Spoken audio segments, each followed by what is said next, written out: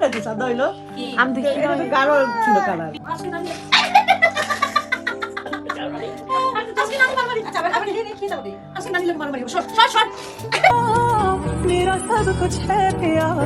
Falaq come here ফালাক এদিকে আসো mummy.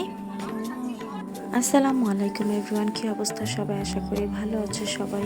এটা হচ্ছে ডিসেম্বরের একটা মিক্স ব্লগ লাস্ট উইকের। তো উইকে আমরা কি করেছিলাম এটাই তোমাদের সাথে আজকে শেয়ার করব। তোমরা হয়তো আমার বাসার ভিডিও দেখে ফেলেছো, আমি বাড়িতে গিয়েছিলাম ওই লাস্ট উইকের ব্লগ এটা।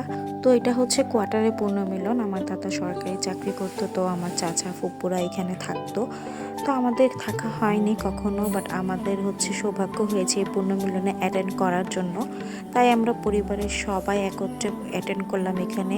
আর সকাল সকাল আমরা সেখানে গিয়ে সকালে নাস্তা খেয়ে নিলাম। খাওয়ার পরে দেখলাম এখানে মাঠে বিরাট আয়োজন করেছে, অনেক পুরনো চেনা অচেনা মুখ এখানে দেখা গিয়েছে। তো আমরা সবাই এখানে এনজয় করছিলাম, আমার ফ্যামিলি সবাই যারা আছে এখানে সবাই আমরা এনজয় করছি। তো আমরা সবাই বললাম যে পুরো কোয়ার্টারটা আসো ঘুরে দেখি, যেহেতু এখানে আমাদের বাবা চাচারা তারপর ফুপু এরা সবাই এখানে তাদের শৈশব পার করেছে। তো আমরা চাচ্ছিলাম পুরো কোয়ার্টারটা দেখার জন্য, যার জন্য আমরা সবাই বেরিয়ে গেলাম। আর এই মাঠে হচ্ছে তাদের অনেক অনেক স্মৃতি, যারা কোয়ার্টারে থাকে তারা কোয়ার্টারে মজাই জানে। আমরা কোয়ার্টারে কখনো ছিলাম না, তো আমরা এই মজাটা কখনো উপভোগ করতে পারবো না। কিন্তু যতটুকু সময় এখানে ছিলাম মানে খুবই উপভোগ করেছি, যে তাদের আগের স্মৃতিগুলো খুব মনে পড়ে গেল। তাদের মধ্যে যে বন্ডিংটা মানে মাশাআল্লাহ এখনও রয়েছে, সামনের দিকেও থাকবে আশা করি। তো এদিকে খাওয়া দাওয়া শেষ করলাম, দুপুরের খাবার দাবার খেয়ে দেন আবার আমরা বেরিয়ে পড়লাম ঘুরে দেখার জন্য। আমাদের সব কিছু এখনও ঘুরে দেখা শেষ হয়নি। এদিকে আমার ছেলেটা আজকে অনেক ডিস্টার্ব করছে, ও কারো কাছেই থাকতে চাইতেছে না। তারপর ও মামা খালারা সবাই ওকে রাখার জন্য অনেক ট্রাই করতেছে।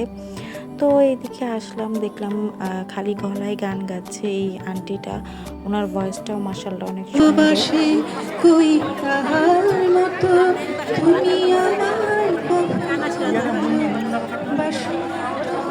তো গান শুনতে শুনতে এখানে বিকেল ঘনিয়ে আসলো। বিকেলে আমাদের পিঠে দেওয়া হয়েছিল। পিঠে আর কফি থাকবে না, এটা তো মাস্ট, তাই না? এদিকে দেখলাম সবাই আন্টিরা মানে নাচানাচি করতেছে, যাই হোক ওরা অনেক এনজয় করছে। দেন দেখলাম এখানে হচ্ছে আমার দাদা দাদু তারপরে হচ্ছে যারা কোয়ার্টারে থাকতো তাদের কিছু স্মৃতি মানে এখানে ধারণ করেছে। তো এগুলো শেষ করে বাসায় আসতে আসতে দেখলাম এখানে আমার ছেলে তার নানুর সাথে একটু দুষ্টামি করছে। আমার ছেলে এত বাজে হয়েছে কি বলবো। সবাই আমার ছেলের জন্য দোয়া করবা, আর হচ্ছে মাশাআল্লাহ বলতে ভুলো না। এরই ফাঁকে হচ্ছে আমার জামাইয়ের জন্য তার শালি নাস্তা বানায় নিয়ে আসছে। মানে সে যখন শ্বশুর বাড়ি থাকে তখন শালিদের এত আদর পায়, আদর পেয়ে সে আমাকেই ভুলেছে। যাই হোক, দুইটা শালির আদর পেয়ে সে খুবই মনোমুগ্ধকর। আর এদিকে আমার ভাতিজির সাথে একটু দুষ্টামি করছিল। ফালাক কাম হিয়ার ফালাক এদিকে আসো মাম্মি। কি খাচ্ছ তুমি? কে দিয়েছে তোমাকে কোক? হ্যাঁ, কে দিয়েছে বলো মাম্মি? আফরিন আফরিন দিয়েছে। আমি একটু খাই, আমি একটু খাবো, খেয়ে ফেলবো? খুলে দাও, আমি খাবো। খুলতে পারো না? এই যে খেয়ে ফেললাম, খাও তুমি। ঠিক। আর এদিকে দুষ্টামি করতে করতে চা চলে আসলো। আর চা না খেলে কি হয়, চা যদি আমরা না খাই তাহলে তো আমরা মরেই যাব। তো চা খাওয়ার পরে হচ্ছে এটা পরের দিনের ক্লিপ।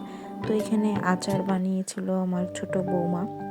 তো আচার খেলাম, আচার খাওয়ার পরে হচ্ছে আমাদের ডিসকন খেতে মন চাইলো, ডিসকনও খেয়ে নিলাম। এদিকে আমার ছেলে এবং ভাতিজা অনেক দুষ্টামি করতেছে সাইকেল নিয়ে। সবাই প্লিজ মাশাআল্লাহ বলে যেও কমেন্টে। রাতের ডিনারের সময় হয়ে গেল, এখন আমরা রাতের ডিনার করব। ডিনারে ছিল খিচুড়ি, ডিম ভাজা আর হচ্ছে গরু মাংস। ডিম ভাজা দিয়ে খিচুড়ি কার কার ভালো লাগে, আর এভাবে আচার দিয়ে খেতে আমার তো বেশ ভারী মজাই লাগে। তার সাথে যদি গরুর মাংস থাকে তাহলে তো কথাই নেই, তাই না? তো এগুলো খাওয়া দাওয়া শেষ করে ঘুম দিয়ে উঠলাম। পরের দিন কোনো ক্লিপই নেওয়া হয়নি, আমার চলে যাওয়ার সময় হয়ে গিয়েছে। তো আমরা প্ল্যান করলাম আমার বড় কাকির বাসায় যাব, সেখানে গিয়ে একটু নাস্তা টাস্তা করব। তো দেখলাম চাচি আমাদের জন্য শ্যামাই রান্না করেছে আর হচ্ছে মোগলাই এনেছে। তো এগুলো খেতে খেতে আমরা প্ল্যান করলাম বাইরে গিয়ে হাঁসের সিদ্ধ ডিম খাবো। শুধু সিদ্ধ ডিম খাবো তা কি হয়? তা তো হয় না। তাই আমরা কি করলাম, কাজু বাদামের চা খেলাম। চা খাওয়ার পর মন চাইলো আমাদের দই ফুচকা খেতে, তো খেয়ে নিলাম দই ফুচকাও। এখান থেকে কখনো আমাদের ফুচকা খাওয়া হয়নি, তো বেশ ভালোই লাগলো। এরপর আমরা চলে গেলাম হাঁসের ডিম খাওয়ার খোঁজে। তো এই ডিমটাও বেশ ভালো লাগলো। খাওয়া দাওয়া শেষ করে আমরা দেখলাম বাতাস অনেক, তো আমরা তাড়াতাড়ি ছাদে চলে আসলাম টিকটক করার জন্য। সো এগুলো ঢং শেষ করে এখন হচ্ছে বাসায় চলে যাব আমরা। আই হোপ সো ভিডিওটা সবার অনেক ভালো লেগেছে। সো দেখা হবে নেক্সট কোনো ব্লগে, সে পর্যন্ত সবাই ভালো থাকবেন। আল্লাহ হাফেজ।